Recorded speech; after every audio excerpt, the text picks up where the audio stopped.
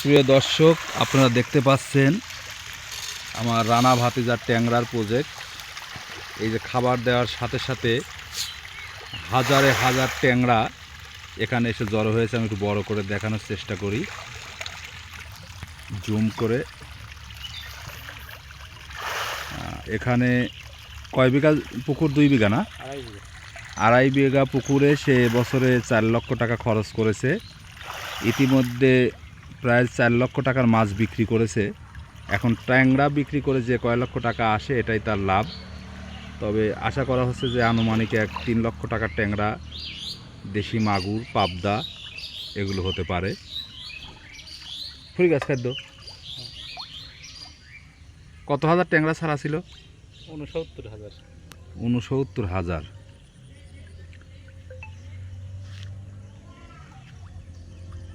আরই কত ছাড়া আছে? মাগুর 5,000। রানা এবার দীর্ঘদিন পর একটু মনোযোগ দিয়ে তার পুকুর চাষ করেছে এবং ইনভেস্টও করেছে। সংশয় ছিল যে কী হয়, তবে আশা করা যাচ্ছে ইনশাল্লাহ তার যে পরিশ্রমটা সার্থক হয়েছে। আমরা রানার সাথে কথা বলছি যে এই যে সমন্বিত চাষ বলা যায়, ট্যাংরা, মাগুর এবং কাপ জাতীয় মাছ একসাথে, তো সেই ক্ষেত্রে আসলে চাষ পদ্ধতিটা কি একটু আলাদা, না কিভাবে চাষ, খাদ্য দেওয়ার প্রক্রিয়া কি, বা কিভাবে চাষ করা? বিসমিল্লাহির রহমানির রহিম। আমি দীর্ঘদিন পরে আমার নিজস্ব 2.5 বিঘা জমিতে মিশ্র চাষ করি। আমার পুকুরে ছিল রুই, কাতলা, মৃগেল, হাংড়ি এবং পাবদা, শিং এবং ট্যাংরা। সেই ক্ষেত্রে আমার এই বছরে প্রায় 4,10,000 টাকা খরচ হয়। আমি ইতিমধ্যে 4 লক্ষ টাকা প্লাস মাছ বিক্রি করেছি, কার্প জাতীয় মাছ। এখন আমার ট্যাংরা, দেশি মাগুর এবং পাবদা সহ তারাবায়াম আছে। এগুলা দিয়ে আমি ধারণা করছি আনুমানিক আরও 4 লক্ষ প্লাস টাকার আমি মাছ বিক্রি করতে পারবো। তবে আমি এবার মাছ চাষ করে মোটামুটি আমি কনফিডেন্স যে আগামীতে আরও ভালোভাবে চাষ করলে এবং খরচ বৃদ্ধি করলে আমার এই পুকুর থেকে বছরে 10 লক্ষ টাকার মাছ বেচা সম্ভব হয় বলে আশা করছি। আমরা তো দীর্ঘদিন ধরে দেখছি যে কাপ জাতীয় মাছ মানুষ, আমরা ছোটোবেলায় থেকে 20-30 বছর থেকে চাষ করা দেখছি, কিন্তু ট্যাংরা চাষটা এই যে প্রত্যন্ত এলাকায় নতুন, আগে হ্যাচারি বা বিভিন্ন পদ্ধতি করা হতো। তো এই ট্যাংরা চাষে বিশেষ কোনো সমস্যা হচ্ছে কিনা, বা এই এলাকাবাসীর উদ্দেশ্যে যারা বড় পুকুর আছে তার উদ্দেশ্যে কি ট্যাংরা চাষ করা যায় কিনা, বা কি পরামর্শ?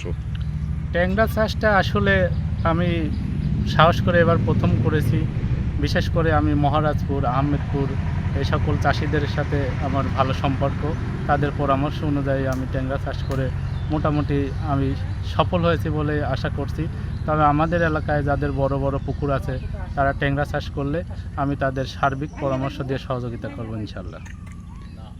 যাক, ধন্যবাদ। সুন্দর একটা পরিবেশ এবং এই যে চাষাবাদ এবং ট্যাংরা চাষের জন্য আসলে পুকুর পরিষ্কার রাখার গুরুত্ব কতটুকু?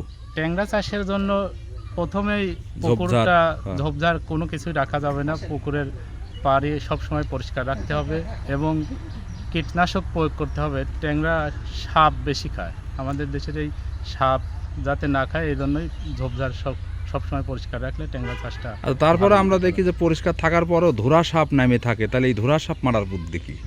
ধুরা সাপ আসলে এটা প্রাকৃতিক পরিবেশ ভারসাম্য রক্ষা করে, এগুলো না মারাই বেটার। আচ্ছা, ধন্যবাদ।